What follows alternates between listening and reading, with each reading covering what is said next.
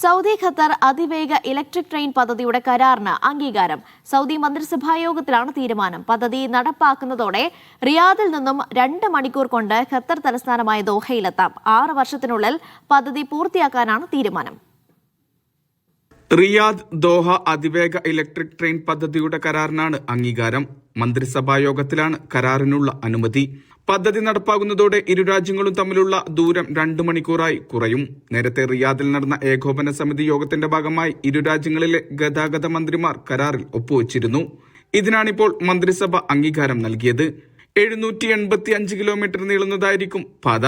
മണിക്കൂറിൽ 300 kilometre വേഗതയിലോടുന്ന electric ട്രെയിനുകളായിരിക്കും സേവനം നൽകുക. കിഴക്കൻ പ്രവിശ്യയിലെ ഹുഫൂദ്, ദമ്മാം എന്നീ നഗരങ്ങളിലൂടെ പാത കടന്നുപോകും.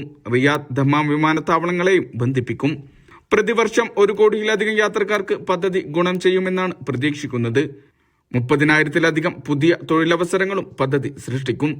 6 വർഷത്തിനുള്ളിൽ പദ്ധതി പൂർത്തിയാകുമെന്നാണ് പ്രതീക്ഷിക്കുന്നത്. Vishal Cherpulassery, media 1, Riyadh.